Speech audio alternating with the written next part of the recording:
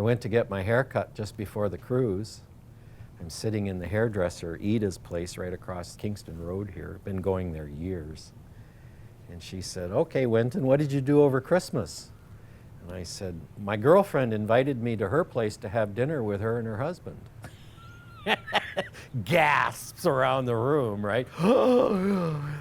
Well, okay, so her husband doesn't know about you two. No, he knows. Oh, yeah.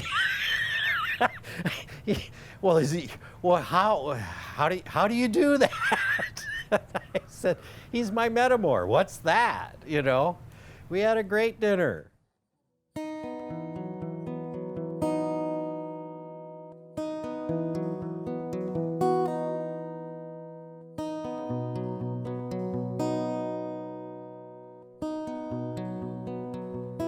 I first experienced in my teenage years the idea that monogamy in a relationship was confusing, but I didn't understand why. I did meet somebody and we became involved and he wanted monogamy. And so I just went with that because I was just in this place where I'm a mom and it's about family and that kind of thing and I'm just going to do this. And in the end, I was the only one who was monogamous, as I found out later, and so that relationship ended. And after that, I, took time to grieve and get over that relationship and reflect on it and why it was the way it was and why it happened the way it did. And then I guess I just decided I wasn't going to be in a relationship because I didn't know anybody else that thought the way I did. And it was not, it's not common, the idea of non-monogamy anyway.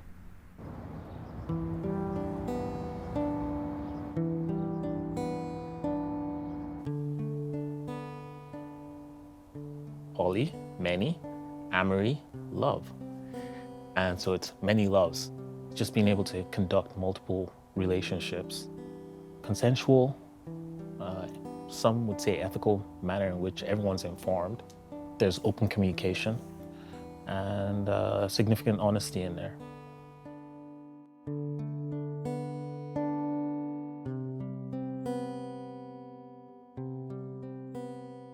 I think it was 2016 when my last, monogamous relationship ended. I think part of what I've been doing the last few years for myself is trying to get myself closer to living my truth and becoming involved with non-monogamy was part of that.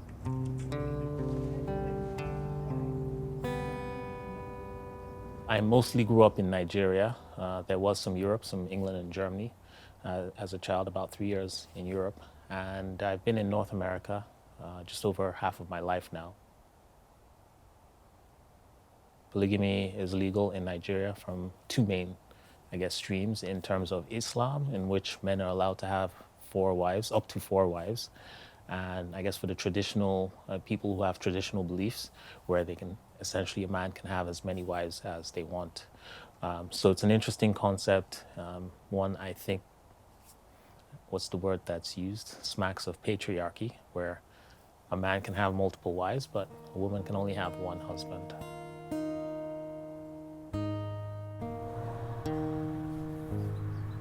Poly is so controversial. My son and I don't talk about that. It's like it doesn't cross the generational barrier. Yeah, his grandpa was a big Trekkie. He was also a MUFON investigator. I remember when I was a kid, he gave me like $1 trillion bill. And it had the Star Wars stuff Star on Trek? it. Star Wars. Star Wars. Wars? Because the U.S. was building Star Wars, which was some kind of satellite thing to shoot down the nukes. Yeah. Oh. I didn't know what it was. I just thought, Star Wars money, this is so cool. Because, Star Wars. I've been happily married for the last 30 years. My wife's name was Dahlia. We were faithful to each other in the extreme. There were no shortfalls in our marriage. It was a marriage made in heaven, as they say. when she got sick with dementia, I cared for her right up until her last breath. And so I don't know how a marriage can be any more really perfect than that. When I was facing the prospect of widowhood, I realized that I'm going to be alone, and I better, like they say in the airplane, put the mask on before you assist somebody else in the case of an emergency. So I took that stance, and my wife helped me with that at the time, because I asked her the fateful question, what would you have me do after you're gone? She said without hesitation, I hope you're not alone. I hope you would have someone. She was opening up the marriage, and she didn't want to know any details. And it took me another 2.5 years to give myself permission.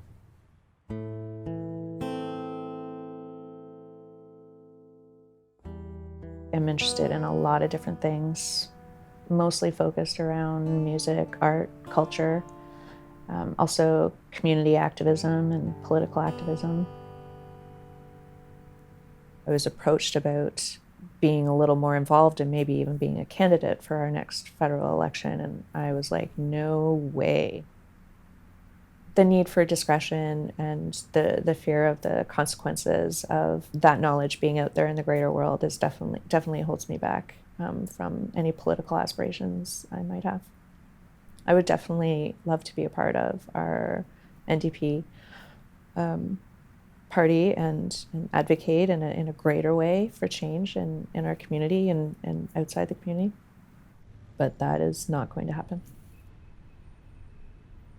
I don't understand why more people aren't pushing back against things that put them in a little box and tell them that they have to be a certain way. So I find that, I guess, frustrating that more people don't push back against the collectivist ideas. You're essentially rejecting your life up to that point. When you think of it that way, I think it makes sense that there would be resistance to a concept like non-monogamy or any other social concepts or constructs that we're seeing. People are imperfect, or I don't know if I would say flawed, where behaviors you see in other relationship formats, whether it's monogamy or whatnot, still tend to come out in non-monogamy or polyamory. When I feel discomfort, my instinct is to extract myself from a situation of discomfort. But at the same time, I'm realizing there are situations where the discomfort is actually a good thing in terms of helping you stretch. Polyamory draws a distinction between jealousy and envy, right? If you have an ice cream cone and I don't, I might be envious of your ice cream cone. I wish I had one. If I were jealous of your ice cream cone, I would not want you to have that. I don't have it, I don't want you to have it. One of my very deep, loving girlfriends is out with her other boyfriend. You know, I have to think, you know, I'm envious, I would like to be out with her. I tell myself, I have to be happy for her. Sometimes I'm just kind of neutral, right? To be honest, I'm neutral. But I'm happy to say that I've never really been jealous. Envious, perhaps, but not jealous. And since I can say that, then I must have some form of compersion. The idea of compersion, I guess, being happy and content and feeling love for somebody that's experiencing a joyful moment, I think that's just generally love and goodness and gratitude. And so I don't know if there's a straight definition for it, but I guess I identify it as a feeling of love. So when I experience somebody else's happiness, I guess I think of that as loving them as well. Love isn't divisible. You love a person and you love another person. Neither of them have anything to do with each other. Each relationship is unique and wonderful in and of itself, and you cherish that relationship. The idea of focusing all of my attention on just one person for the rest of my life with, friendships and lesser types of relationships outside that is not appealing. I want to be able to explore more. You can ask any parent that has more than one child, well, how do you divide your love? Which child do you love the most? If they love somebody else, they must love me less, and that type of thinking. It's an absurd question to a parent. You can't. You don't even think that way. It's tricky. I'm unlearning 6.5 decades of what I call enculturation. Our societal norms have been impressed on all of us. I'm seeing someone, Nina. We've been dating for a year. The 17th is going to be our 1-year anniversary. I know this because she reminded me. It's been an interesting, journey with her. And once again, for me, it's kind of like trying to use this relationship to help myself grow, stretch myself where I feel challenged. I love her, and I'm kind of excited to see where it goes. Yeah. My experience in the dating world so far is pretty minuscule. It's new. It's Tinder-based.